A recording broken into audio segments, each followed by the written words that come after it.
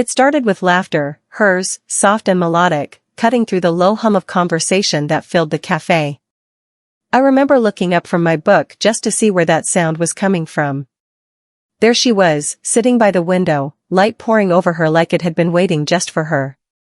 Her name was Maya, and from that moment, I couldn't look away. We met through mutual friends a week later, though I'd already memorized the tilt of her smile and the way she tucked her hair behind her ear when she was thinking. She wasn't the kind of woman who demanded attention, she simply drew it. There was something about her, something magnetic, quiet yet unshakable.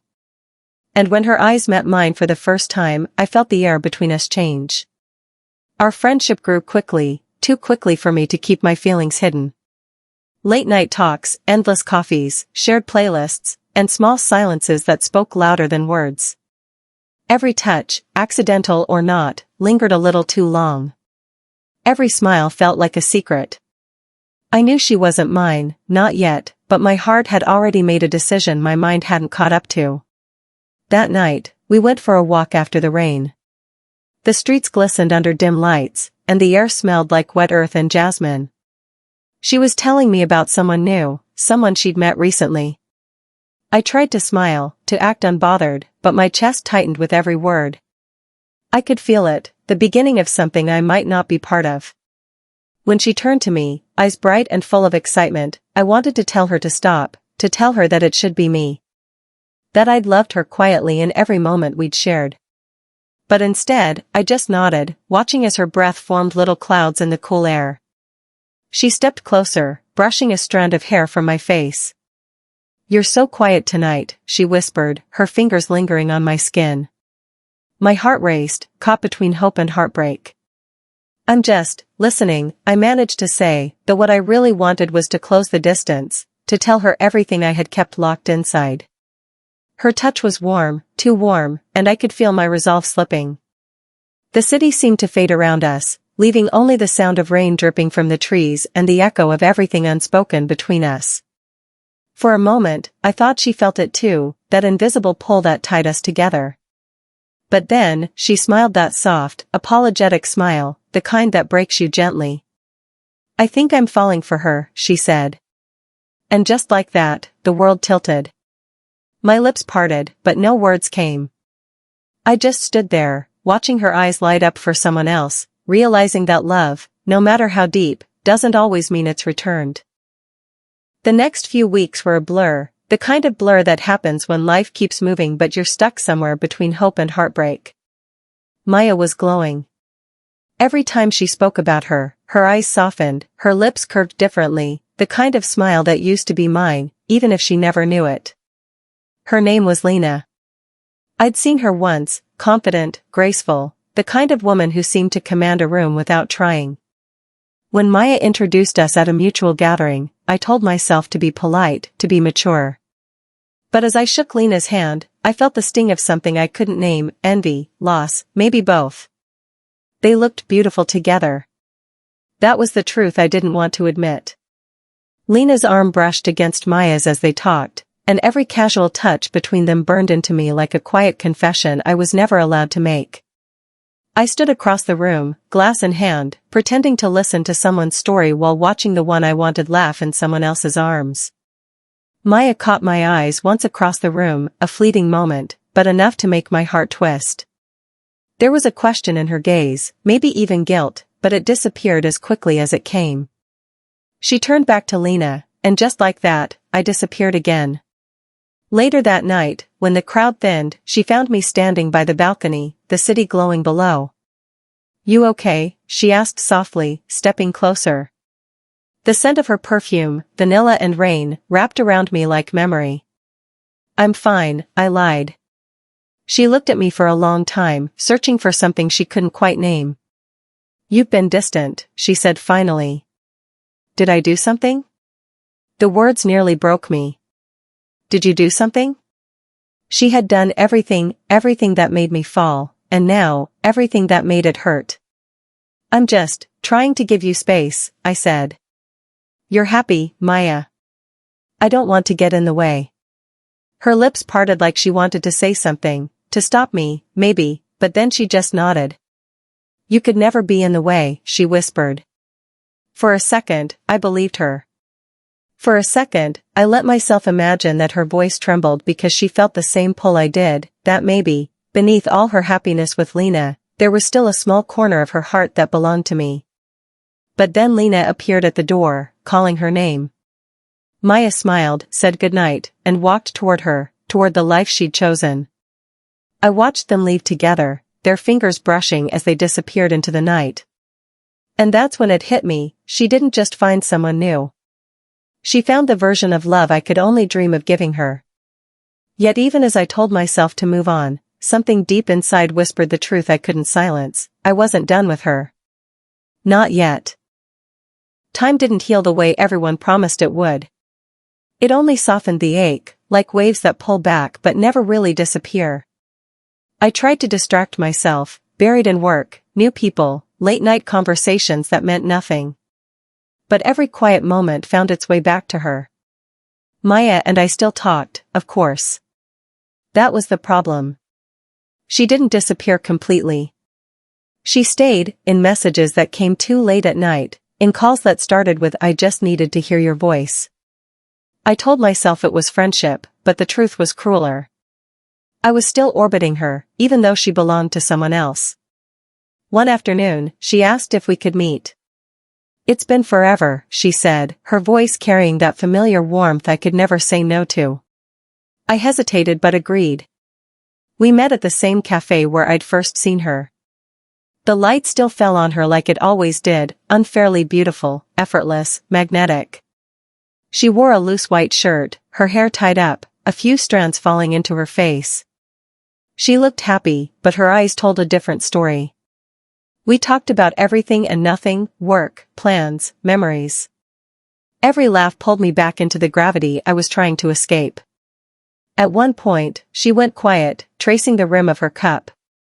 Lena and I had a fight, she said softly. My heart thudded. I didn't ask for details, I didn't need them. I'm sorry, I murmured, even though a small part of me wasn't. She looked up, eyes meeting mine, vulnerable, searching. You ever feel like someone loves you, but they don't see you? The words hung between us like a secret she didn't mean to confess. My breath caught. I wanted to reach across the table, to hold her hand, to tell her I'd always seen her, every version of her. Maya, I whispered, but before I could say more, she smiled, fragile and tired. You always understand, she said. That's why I missed you. Something in me broke a little. I could feel the space between us narrowing again, that dangerous closeness I'd tried to avoid. She didn't need to say what we both felt, it lingered in every look, every pause, every heartbeat we shared in silence. When we stood to leave, she stepped closer, close enough that I could feel her breath, close enough that every part of me ached to close the gap. But she didn't move. She just looked at me, eyes flickering between guilt and longing. Take care of yourself, okay, she whispered, her voice trembling slightly. I nodded, even though what I wanted to say was stay. As she walked away, I realized that she hadn't chosen between us yet, not really. Her heart was caught somewhere in between, and I was still waiting, foolishly, in the space her love had left behind. It happened slowly, like all dangerous things do. One small moment after another, until the line between friendship and something more disappeared completely. Maya started calling more often, finding reasons to see me, just for coffee, just to talk, just to breathe. But each time, her just turned into hours, and hours turned into the ache I could no longer ignore. Lena was still in the picture, but cracks had begun to show. I could feel them in the way Maya spoke, softer now, uncertain, like her heart was somewhere it shouldn't be. She would talk about Lena, then suddenly change the subject, her eyes searching mine as if she was waiting for me to stop her. I never did. I was too afraid of what it would mean if I did. One evening, she showed up at my apartment unannounced. Rain clung to her hair, her clothes damp from the storm. I just needed to get away, she said, voice trembling, eyes tired. I didn't ask questions. I simply let her in. We sat on the couch, silence stretching between us like an invisible thread. She stared at the floor for a long time, then whispered, "I don't know what I'm doing anymore." I reached for her hand, hesitant, trembling, and she didn't pull away.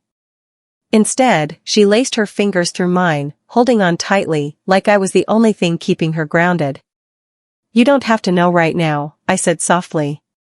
"You just have to breathe." She looked up at me then, her eyes glistening, fragile and honest. "Every time I'm with you," she said quietly, "it feels like I remember who I am." The words hit something deep inside me.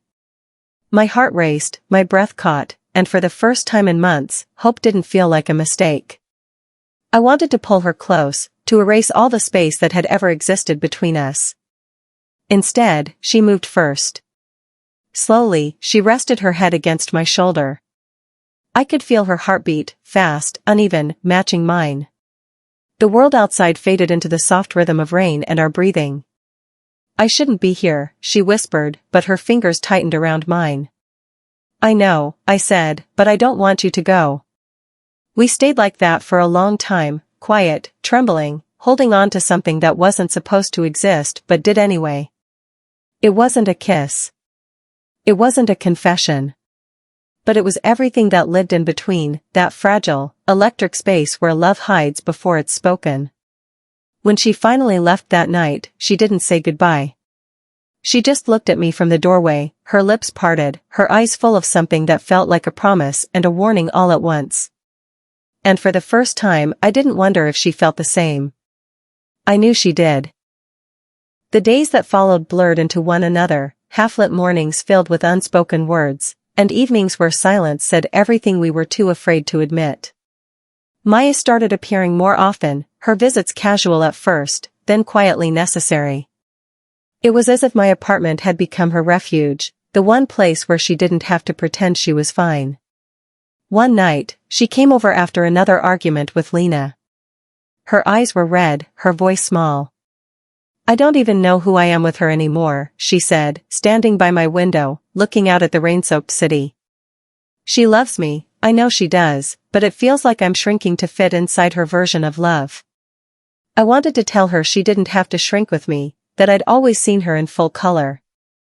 But instead, I said quietly, "You don't have to stay in something that hurts just because you're afraid to leave." She turned to look at me then, really look, and in that gaze was every unanswered question between us. She crossed the room, slow, hesitant, as though each step toward me was a choice she wasn't supposed to make but couldn't resist. When she stopped in front of me, the space between us felt electric, alive. "Maya," I whispered, but she just shook her head. "Don't," she said softly. "If you say my name like that again, I don't think I'll be able to stop." My heart pounded. Every emotion I'd buried rose to the surface, the longing, the ache, the impossible hope. She reached up and touched my face, her fingers trembling slightly. Her touch was familiar yet new, gentle but heavy with meaning. "I don't know how to be around you anymore," she said. "Every time I see you, I forget what I'm supposed to do." Her confession hung in the air, and for a moment, neither of us breathed. There was nothing loud or dramatic about it, no grand declarations, no sudden moves. Just quiet honesty, raw and trembling between two people who had been dancing around it for far too long. I placed my hand over hers, holding it against my cheek. "Then maybe," I whispered, "we stop pretending we don't feel it." She closed her eyes for a moment, and I could see the war inside her, love, guilt, longing, fear, all tangled together. When she opened them again, her eyes shimmered with something that broke me and healed me all at once. "Maya," I said again, this time not as a question, but as a truth I had finally accepted. She exhaled shakily and leaned her forehead against mine. "You make it so hard to do the right thing," she whispered. "Maybe this is the right thing," I replied. We stayed like that, close enough to feel each other's hearts beating, close enough to understand that love had already chosen its direction, even if neither of us had said the words out loud. Outside, the storm softened into a drizzle, as if even the world knew something fragile and beautiful was unfolding. But deep down, I knew, moments like this never last forever. The next morning felt different, quieter, heavier, like the air was holding its breath. Maya sat on the edge of my couch, her hair messy from sleep, her fingers wrapped around a mug she wasn't drinking from. The early sunlight spilled across her face, soft and golden, and for a moment, I let myself imagine that this was our life, that she was mine and mornings like this would always belong to us. But the world doesn't pause for love that exists in the in-between. She hadn't said anything since she woke up. I could feel the weight of her thoughts, thick and unspoken. Finally, she looked up and whispered, "Lena called me last night." My heart sank. And? She was crying. "She knows something's changed," Maya said, her voice breaking slightly. "I didn't tell her anything, but she knows." I nodded slowly, staring at the way her hands trembled around the mug. "What do you want to do?" She closed her eyes, and tears slipped silently down her cheeks. "I don't know," she whispered. "I just know I can't keep hurting everyone." I reached out, brushing away a tear. "You're not hurting me, Maya. You're just..." She shook her head, cutting me off. "Yes, I am. You deserve someone who can love you completely. Not someone who keeps showing up halfway." Her words sliced through me, gentle but final. I wanted to tell her she was wrong, that even half of her love was more than enough. But love isn't supposed to be begged for, and I'd already given her every unspoken part of me. She stood, setting the mug down on the table. "You've been my safe place," she said, her voice trembling. "When everything else fell apart, you were the one who stayed. But if I keep coming back here, I'll never be brave enough to choose what's right."